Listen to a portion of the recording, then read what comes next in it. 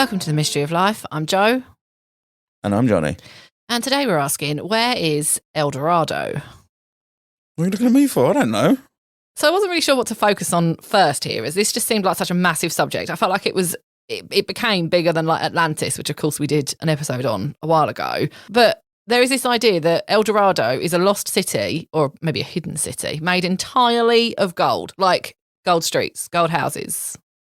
I was going to say gold cars, but they wouldn't have had cars then. But like gold stuff.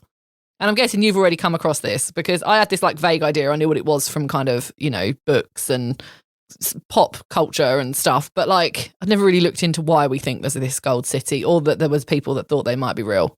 Yeah, there's people hunting for it. There's every reason to believe that it could exist. You're talking about a group of people that had access to a vast quantity of gold before the Spanish stole it. Yeah, the Spanish don't come off well in this story. Okay, so this city was said to be in the depths of the rainforest, generally South America, what we now know to be Colombia. It seems to have been first made, I was going to say popular, but I guess the myth sort of got its legs from early European explorers. Origins, yes, that's the word I'm looking for. It got its origins from early European explorers who would regale this story. Back, when they came home, they'd talk of this city made of gold that they'd heard of, and people really started to take it seriously. Like, they spent an insane amount of money and lost a lot of lives looking for this city. And we've spoken before about like treasure hunters, and I mean, this is the treasure, isn't it? If you're going to be like, there's people that are looking for stuff in the depths of the sea, little artifacts and relics and stuff. I mean, this is an entire city. Yes, but this wouldn't be a treasure for whoever found it. You don't get to keep an entire city made of gold because you stumbled across it in a jungle, unfortunately. No, but I mean, I think just the glory of being the one that found it is enough for some of these hunters. And I think depending on the country, I don't actually know what Colombia have got in place, but I think depending on the country, there are different rules, aren't there? So you can get like a certain percentage of what you find and things like that. This all seemed to begin with the Muisca people. The Muisca people are an indigenous people. They formed a confederation rather than an empire. And this was, they were surrounded, their kind of neighbours, as it were, although we're still talking hundreds of miles apart, were the Inca Empire, the Aztec Empire, and the Mayan empires. But the Muisca people did it slightly differently. They realised the importance of trading. They sort of set up kind of loose little confederations, and they would all trade with each other, and they would trade with other small tribes for money and goods. And, well, it wasn't money like we know it. They used whatever their currency they were using. I mean, we're going back here to 1270 BCE. Well, yeah, but it'd be literal gold. So it'd be like, that's how money used to actually be worth something, not a representation of it. Because there was never this digital backing of it, really. Well, as I say, we are going back a very, very long time here. We are talking 1270 BCE. Yeah, so that's thousands of years. It would have been like your basic barter system. Yeah, I'll give you this chicken for this 3 goats or whatever. Much gold. They inhabited quite a small area in comparison to their neighbouring peoples. For example, the Inca Empire had around 2 million square kilometres of land. The Muisca people had 400 square kilometres of land. So they did very well for what was considered a smaller civilization. Yeah, those bigger ones though were like quite spread out. It wasn't like it wasn't like London. No. No. Also, you might be wondering what this has to do with El Dorado. Well, the Muisca people loved gold. And I mean, sure, we all do. But they didn't see it as it wasn't about the money for them. It was about the connection that they believed it had to their gods. So they believed in a creator-type entity called Chiminigagua. He created the sun and the moon, but he was too holy to be worshipped directly. And so they worshipped him through the sun and the moon and celebrated light. And they had a lot of gold. A lot of gold. They all did. Yep. But they all kind of, it was of value, but not in the way we would value it. Exactly. They appreciated it on a more spiritual level. They thought it brought balance and peace to society, and they believed it had a connection to the gods for them. Now, actually, the Muisca people weren't actually close by to a gold mine or anything, whereas some of the others would build their civilizations around gold mines and other mines. They did pick a mine. It was a salt mine. They had rock salt, and apparently these salt blocks were incredibly pricey, and they traded that for their gold. And they had very, very skilled craftsmen who made all of their gold structures. I love history. Yeah. It's cool. There is a gold museum that actually is open today in Colombia, and that has about 35,000 pieces of this gold, and they think that accounted for 5% of the gold the Muisca people had. That's a lot of gold. Oh, it's a crazy amount of gold. You should like the gold. You should just like imagine the gold that we took from that people, like the billions and billions and billions of pounds or pesos or whatever's worth. Well, at this point, I started thinking, that is a lot of gold. So maybe this is the city of gold. Maybe that's where the legend came from. And then it turns out maybe a lot of people think it was a man and not a city. That's a weird take on it, because I can get where this story would come from the adventurer's point of view, like telling tales and yeah, I mean that's a over exaggerating, because I imagine that's how most of these people got their reputation, was over exaggerating everything.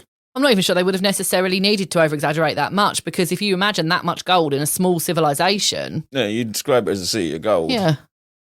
But the reason some people think it might have been a man and not a city was El Dorado literally means the golden one. And some people have theorised that it was once El Hombre Dorado, the golden man. Now, the Muisca people actually had a ritual for their new leaders. This was like when one died and another was about to take their place. And there seems to be two slight variations of this, but I expect actually both have some truth, and I'll tell you them both.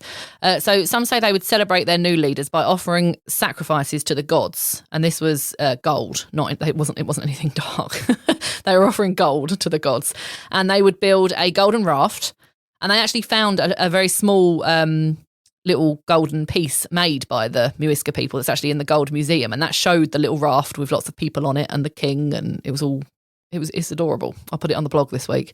It surprises me that it was only a gold sacrifice, because they wouldn't have been alone if they were doing human sacrifices. They wouldn't have been, no, but it wasn't. It was just gold, lots and lots of gold. When they weren't worshipping gold, they were worshipping blood a lot of the time. Yeah, you have got to remember there is something that comes up later as well that's a bit gross, but it's just it's so difficult for us to understand. It is a very, very different culture to what we have. Yeah, and it's a different way of valuing life. So anyway, they put their new king on the raft, and out he goes into this lake. And apparently they cover him with this plant that is very sticky, and it performs like glue. And they cover him in golden dust, his entire body. He's naked apart from all this gold. Lots and lots of gold dust. He's just a gold king now. And he's out on this lake, and they coronate him, and he jumps into the lake. Everyone throws their stuff in the lake, their stuff on the raft. It's all just endless gold. And there's your ritual. And some even said that the previous king, the one that you were floating out, to be taken over from, that they would cover him in gold as well, and he would go out covered in gold. He would be buried, not necessarily at sea, but at lake, as it were. Matt, I want to find that fucking lake. Yeah, the lake still exists. We'll talk more about the lake in a bit. I bet some people are interested in that lake. Yeah, some people are interested in that lake. And then there was a slight variant of that as well, that some people say they would even strip his body down from a layer of skin and cover him in the gold dust then. So there's slight different variants of that, but ultimately the story is the same. They're sending out rafts of gold, whether it be gold-covered man, whether gold-covered man does it. Some people said he even did that every night, would cover himself, the new king would cover himself in gold and then wash off in the lake. I could see that being true as well. I mean, all of this is the same sort of idea. So I mean, that is some fucking extravagance, isn't it? Well, a lot of people thought that, and they thought, well, is this kind of a symbol of his wealth? But again, they didn't see the gold as being wealthy. They saw it as, we're offering this up to our gods. We're showing our gratitude, and this is our connection to the gods. So it wasn't like, look at all my gold, I'm so rich. It was like, look at all my gold to our gods. You say that, but if you're smothering it in your body, it's a little bit self-indulgent, isn't it? Yeah, I don't buy that this was all for God. Everyone would offer up their gold. It wasn't like it was just the king wandering around chucking gold in. Like, everyone would trade for their gold, so they had something to give, something to... I guess it's a bit like passing the collection plate round at the church. Everyone puts in £1 or $1 or whatever. Back then, you just gave a gold glass or whatever. Yeah, I think that's what makes the stealing of all this gold so sad, is that to them this wasn't a monetary thing like that, and it has way more importance to them what was taken. It's taken a side of their spirituality away from them. It's not, you're taking their money away. They have no concept of how our money works. Well, some people think that this must be it. It was the Golden Man, and over time people have gotten it wrong and started looking for something that never really existed, that this was your whole story. This was where it all came from. There's a lot of evidence there. We have tellings of this ceremony about a man that is covered in gold, and that in Spanish is whatever, el hombre. El hombre dorado. That's the obvious that has, like, that to me, like, that pretty... There has to be some pretty strong evidence for this not to be what it is. Yeah, and the Muisca people are still present. They do still have 3 small councils. Their numbers are decimated in comparison to what they were then, of course, and we'll come to that later on in the episode. But there is people alive to tell the tale. You know, it's not like they were wiped out entirely. And they're the kind of civilization that do pass on their stories to generation to generation. That's how they tell that. You know, they're not writing it down in books or on the internet. It's passed through generations. I'm sure someone is writing it down now, obviously, but I just mean they're not.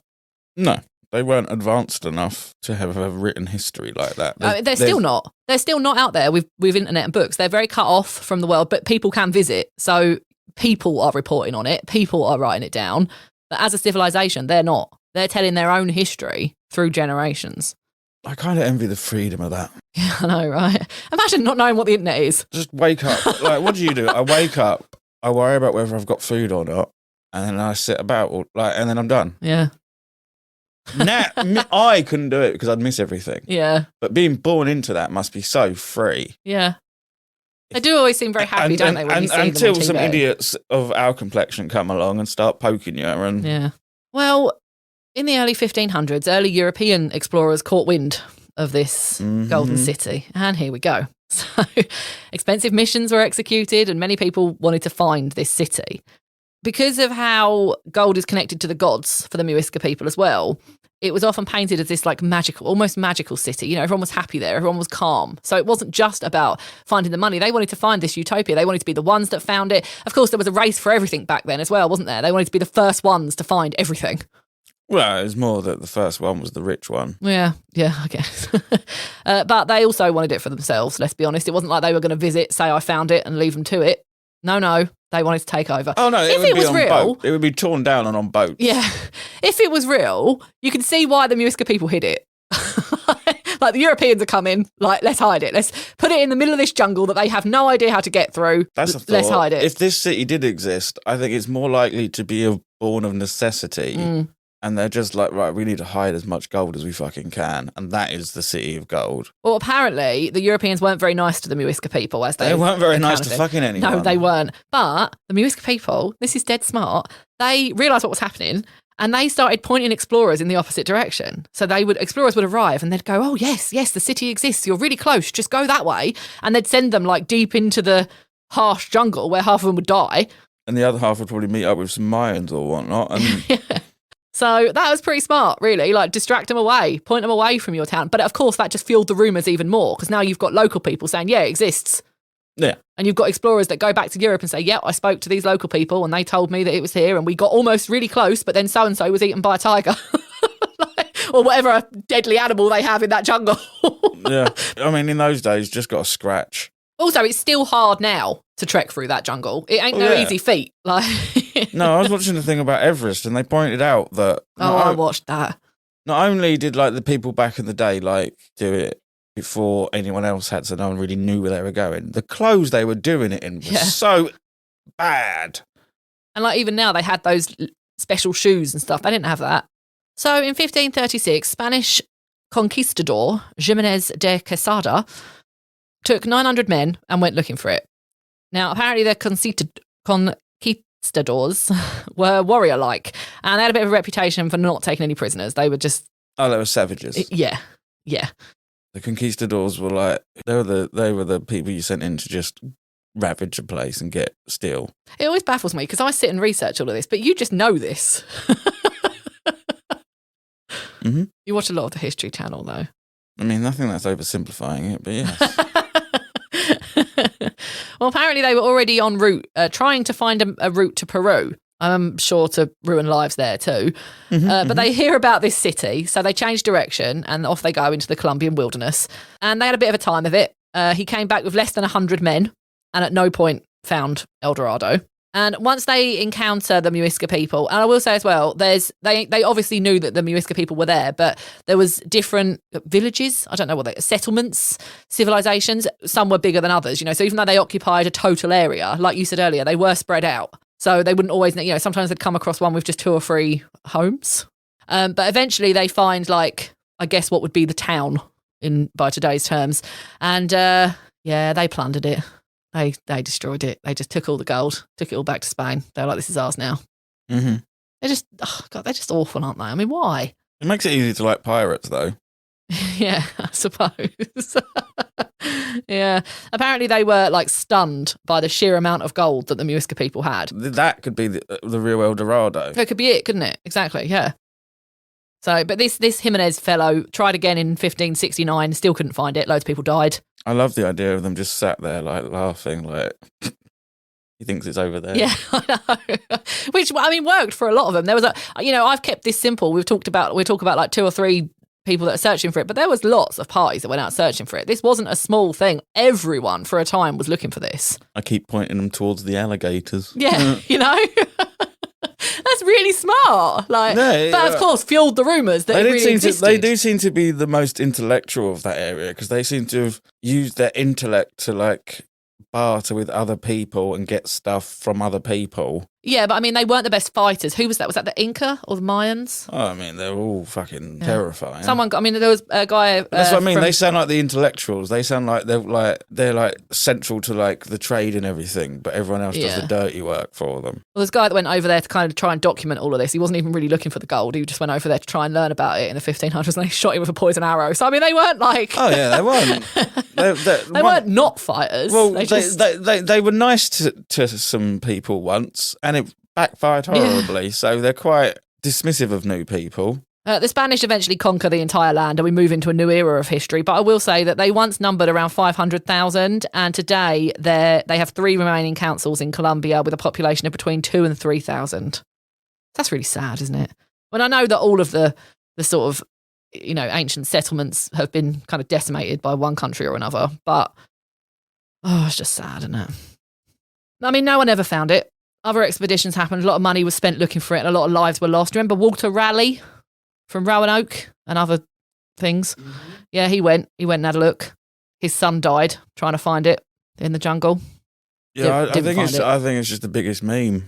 I think that the real origin is the man being like is their folktale or whatever or the actual happening of that man being in gold. Well, they used that to manipulate the Spanish. I think so. At one stage, it actually appeared on a map. And I wondered if Walter Raleigh was involved in that, because didn't he do maps? He was a map guy, wasn't he? Or he had someone with him. Because I remember from Roanoke, this is a long time ago now. No, it was the other guy that made maps on the Roanoke. I think it was, wasn't it? But anyway, I mean, I had a hard time trying to figure out who put it on the map. I guess no one really wanted to own up to that, but it did cause a lot of confusion. It wasn't where it said on the map, by the way. People have gone there, looked, checked it out. People still wonder if that was like a sign and it got erased from the map when it was hidden. No, there's definitely nothing there.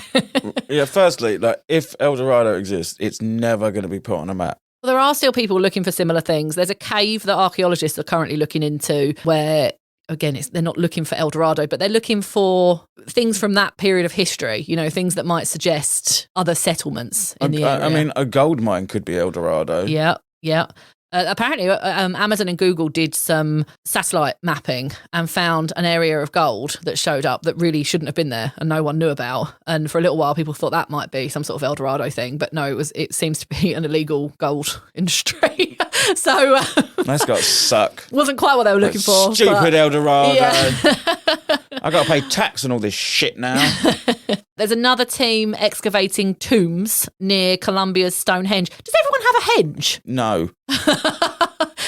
Because the henge isn't the bit made of stone. It's the lump around it. So no, they don't. But it's a bit like, when they're like, this is UK's Roswell. Yeah. It's just it's just a popular monument. How they term it. Well, because America has a Stonehenge. In October. There actually is henges. In October, we had a guest blog from Ghost of New England who wrote about that. So if you're interested in learning in America's Stonehenge, please go and read that. But yeah, Colombia's got one and they're looking at tombs underneath that. And they have found evidence that entire civilizations have been lost to the jungle, like where years of just growth over it. You know, people have gone out there, explored and managed to, as you cut away the jungle, you start to find stone structures like what would have been walls and what would have been houses. Yeah, it's hard to imagine how thick the jungle actually is, because some of these aren't even small bit. Like, it's not like you're coming across a small like brick in the jungle. Like, there are pyramids being found in the jungle that you can barely see from the air. And it's crazy. It is getting easier now that we've got satellites and shit. That has even the playing field a little bit. A little bit, but it's still not easy. You know where to look. Your mate Josh from Expedition Unknown, he went there and looked for signs of a civilization from 400 years ago, and he found one. And obviously, like, they do this kind of stuff all the time. They had not necessarily jungle, but they had local guides with them to like get them through the jungle and stuff. And like, seriously, like, as a cameraman fell like 20 foot down the side of a like mud bit and stuff. Like, it's not easy. And this is today's, like, with all the equipment they had and local guides and stuff, health and safety, and they still found it really, really tough. Like, I wouldn't do that. It looked horrendous. But they had like GPS coordinates for where they needed to go, I guess, having looked at, you know, satellite images and things like that. And when they got there, they looked around, there was like, there's nothing here. So they literally just had to start hacking away with a machete, just bits of jungle. And eventually they started to uncover little stone structures and bits of pottery. And it was like, became very obvious as you cleared away more and more that there was an entire civilization lost there. So it does make you think, okay, it's possible that something could be hidden. It's entirely possible. I mean, of all the absurd things we talk about, I'm not against this being true. I think it's more likely that it's not. It's like a whole city out of gold in practical. It's not the best material. I did wonder that. I did think, like, it's very soft. It's not the best, like, it's not a building material. It's soft but heavy. Solid gold would be vastly impractical and a waste. Well, I don't know that it would be a waste to them though, because remember, they weren't doing it to show off their wealth. If they had have done it, if this was this gold city, it would have been to celebrate their gods. That's true. So they wouldn't have seen it as wasteful. The floor would be so slippy. Right? It doesn't seem very practical, does it? It just seems horrible, like the sofa. This is great, mate, but... Okay, so the lake. You asked about the lake earlier. Mm-hmm. It's Lake Guatavita, and you wonder exactly what everyone else wondered. Where is this lake? Because surely there's lots and lots of gold at the bottom of it. Yeah, surely that's like, if you're going to look for gold, you're going to find your riches there. Yeah. And actually probably have a better claim on it in the bottom of a lake than you would if it was in city form. Well, our friends, the Europeans who went looking for this in the 1500s, got wind of this ritual that was happening. So they went to the lake and they used buckets to try and drain the lake. After 3 months, they'd managed to get the water level down by about 3 meters. That's quite impressive. It is really, isn't it? If you think about what they're doing, it doesn't sound like a lot. Rainforest. It's a big fucking lake as well. It's in the middle of a rainforest. Oh yeah, it would have rained in that time. So, yeah.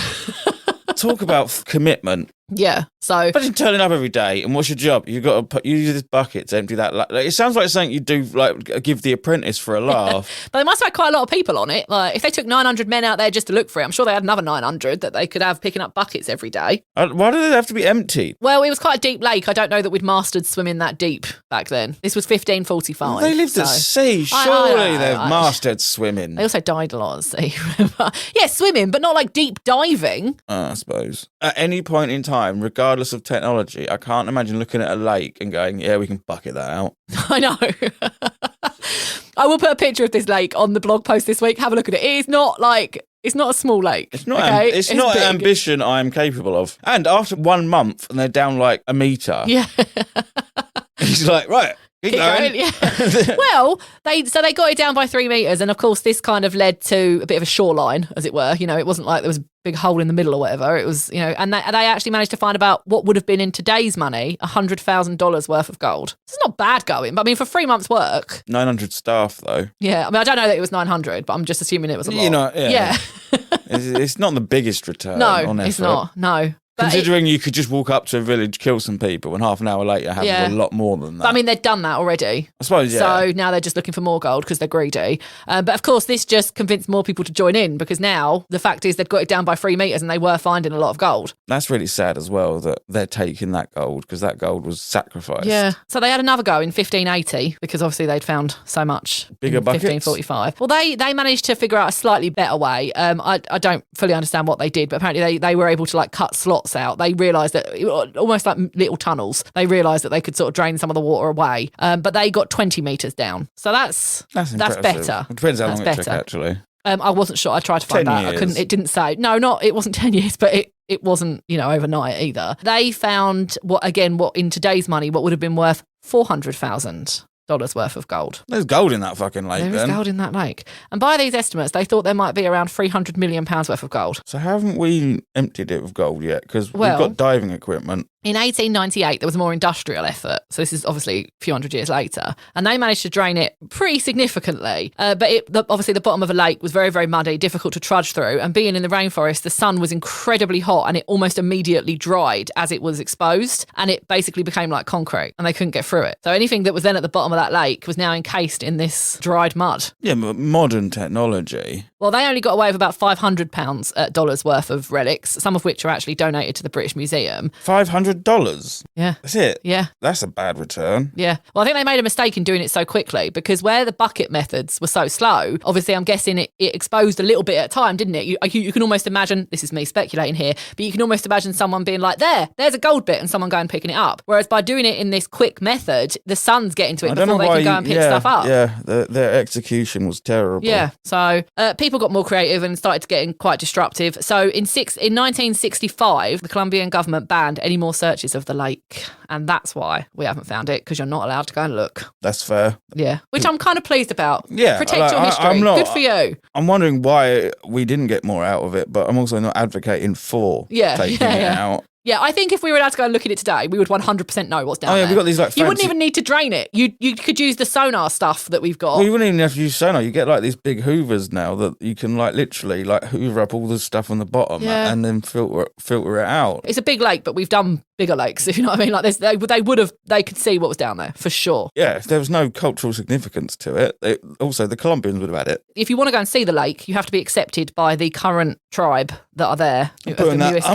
that on my bucket list. Yeah, and they will accept you. But so they accepted Josh when he went, but you do have to go through like a bit of a ritual, and they have to they blow some sort of smoke up your nose. I'm for it. I'm for it. That sort of spaces you out. I think they steered clear of the word high because it was on the History Channel, but they all looked a bit spacey. Oh yeah, no one gets high and then you have to drink out of this big communal drinking thing, which is the saliva of the Muniscan people. So now that sounds a bit gross. This is what I was talking about earlier. To us, that seems disgusting, and I would Josh even looked like he might be a bit sick, but he's very respectful of the people he visits, and he held it down. You don't do it. No, you don't. And at the end of the day, it seems really disgusting to us, but obviously these people have lived for thousands of years. They obviously don't have any horrible diseases that, they might to you because you're not used to them. Yeah, that would be my only concern, is stuff that my body's not used to. Yeah. It wouldn't be. I will say that Josh survived and he's fine. Yeah, no, it wouldn't be that they're dirty or anything like that. It would literally just be the stuff that my body's not used to that I'd be worried about. Apparently, it was very boozy as well because it had corn in it as well, and everything had been left to ferment. Oh, it's for just a long time. Drinking the end of someone's pint. Yeah, they referred to it as a boozy backwash, which it kind of is. It is a boozy backwash. So it seems weird to us, but to them, that's it. And if you do that and you follow their procedures, they'll take you to the lake and you can have a look at the lake. So I like the fact that they've got their lake back. That's their lake. I love that. I kind of love that they're protecting their history. It's not easy to get to either. You do have to trek through some pretty harsh jungle. So, it's not like they've got a barrier up and tickets or anything like that. I'm sure if you really wanted to, you could get around it and get to see it. But the right way to do it is that. And I like that they've got those rules in place. No, I like as well that in some way their rituals saved a lot of that gold. Yeah. Because if it was on There's definitely more stuff down there, isn't there? Yeah, I can't imagine the stuff they've thrown away. Towards the end, just started chucking in the lake to keep it, it's better than some Spaniard having it. Yeah. Yeah, I think so. A couple of points on this. Some people think that the whole city might be down there, and that's what they're protecting. I mean, that's another theory. Yeah, I can see the theory behind it. Especially since... Although, if you got 20 metres down, wouldn't you start to see it? Yeah. 20 metres is far. Yeah, it is, yeah. And they did basically drain it in the 1858 98. No, yeah, see. Yeah. So I don't necessarily think that it's there. And other people have said that there's just not enough gold in the world to build a golden city. Right, that's nonsense. And also, we're not talking a city the size of London or Paris.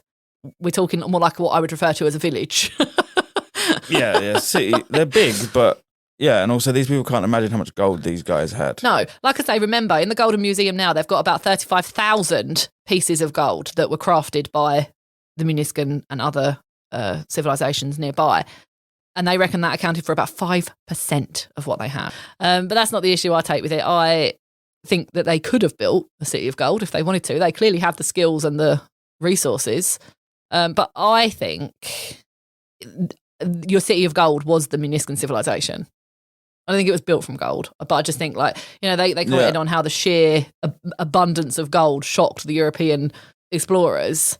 I think that was the city. I think this all came from that. And then it was fueled by things like putting it on the map and the Muniscan people saying, yeah, it's over there and stuff like, which is still genius. I'm not sure we're looking for a gold city anymore. What do you think? I know we are looking for it, but I mean, like, I'm not sure that's what we're going to find.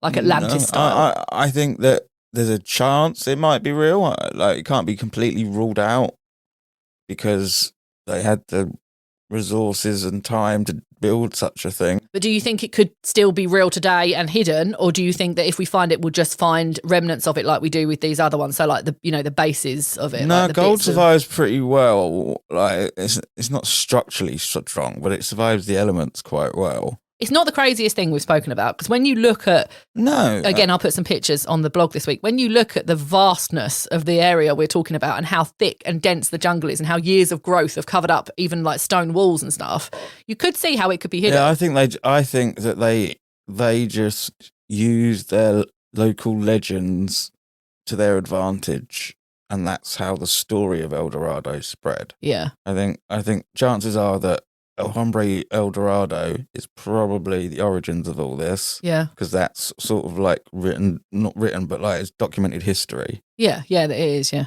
And I think they're intelligent enough to realise that to use the Spanish's greed against them. Because while they had information that they wanted, they were going to keep them alive. And while they were feeding them information, they were going to keep them alive. Good point. And it was the jungle that was killing them.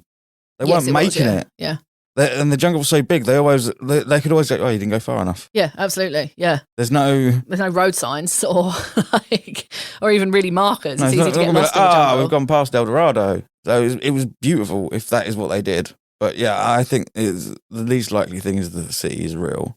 Yeah, I think it's a combination of the two. I think this story just developed from having a town filled with gold things and then this golden man, and it just became this magical utopian story. But it is, I do think. Well, it sounds like before Europeans went and fucked it up, it was pretty close. Yeah, it does. Yeah, it sounds very nice. Yeah, they were having a great time. But no, unfortunately, I don't think there really is a city of gold. I don't. I think there could be, but I don't think there is. I think it's just come from this story. And I'm glad that I think it'd be easier to spot than a stone city as well. It'd be pretty bright. Yeah, I think so. You'd be able to use more technology to locate it. I think easier. I am pleased that the civilizations there that remain, the 3 Muisca councils that are left, that they have control over the lake. I think that's nice. Protect your history. But yeah, I don't think we're going to find El Dorado anytime soon. But it's a nice story. I mean, it's featured in books, films, obviously, like it's inspired films. You've got like Indiana Jones and all that type of inspiration as well. You've got songs written about it. It's in video games. So the question was, where is El Dorado? I guess we're saying... in your heart. No, it's not a physical place. It exists wherever the Muniscan people are. Mystery news. Right, mystery news is actually a bit of a jumble this week. There's a couple of things I wanted to mention. First of all, I just want to briefly go back to last week's news about the UFO update, because they've got the spy balloon now, and they've basically just said, China, don't do this again. And our relationship with China is fine and everything's fine. And they're saying now that the UFOs are most likely from a private company, and that's it. No more headlines. We're done. They're done with that story. That's over. Mm-hmm. Does that not make you more suspicious? Yeah, but I'm suspicious of everything the government does. Shouldn't use my suspicion as a barometer on whether things are suspicious or not. Why would a private company have like UFOs about like that? Tesla, Google... Doing Amazon. what, though? Just looking for secrets? Whatever dark, evil shit these corporations want to do. I mean, if you look at, like, Google's expenses and stuff, they own some weird shit. I guess. I just wanted to mention that, because apparently we're still sans aliens, so... Yeah, it was unlikely to be aliens, wasn't it? And then I briefly just want to update you that we have MH370 news. Ultimately, we all just want to know what on earth happened to that plane and how we've managed to lose an entire plane. Well, Netflix have investigated, so we actually might find out a bit more about what happened. It comes out, there's a documentary that comes out on the 8th of March, so we shall report back, but I just wanted to let you all know about that. And finally, our actual mystery news. The headline is, Factory Find After Staff Hurt in Chocolate Accident. Thoughts? That sounds quite funny, but I imagine molten chocolate to be quite painful if that's Apparently not. 45 degrees. It's not that bad. I mean, on your skin. Well, they were clothed and in safety gear. And apparently that's only just higher than what they recommend the maximum temperature for a bath for an adult is. And apparently will not cause scalding unless you're left in it for a long time. But I suppose it depends what leads to that. Because you're not supposed to get covered in chocolate at work. Well, even if you work in a chocolate factory. This was in Pennsylvania. There is some liability on the company here. It was in Pennsylvania for in a factory which makes Mars bars. So classic. They were fined more than $14,000 after 2 workers who were there to fix the vat weren't properly trained and fell in. I feel like... It's Willy Wonka. I feel like, though, as a big vat of chocolate, we all have in our minds what a big vat of chocolate looks like. Surely, if you're on the edge of it, there's no amount of training that tells you just don't fall in. It's like falling into the edge of a river and shit. Like, you shouldn't need a barrier there to tell you not to fall into the vat. Yes, but this is the wacky world we live in. And this is why sometimes you do those seminars at work that seem to be completely pointless. Because what they haven't told them, don't fall in the chocolate, they're liable for them falling in the chocolate. I will say as well, they were both fine. They were both airlifted to hospital, but they had no injuries. They were all right. So we can laugh about this. Can you imagine what that must have looked like? Apparently it was quite a time getting them out. They had to cut a hole in the bottom. So they must have like slipped out into the factory floor. I don't know. It must have started to like go hard. Well, I mean, yeah. So they would have had to have cooled it down a bit. I imagine they could keep it warm enough to keep it moving. But it's going to be like just get a big getting hose. them out of quicksand. Just get a big hose. Trying to pull them back out. So, but yeah, I just thought that was funny. I just thought humans are weird, and what a weird story. So there's some fun mystery news for you this week. Mystery news. Okay, you can learn more about El Dorado and see some of the pictures as we've discussed on our blog at mysteryoflifepodcast.co.uk. You can follow us on Instagram at the Mystery of Life Pod, and we'll be back next week. Goodbye. Bye.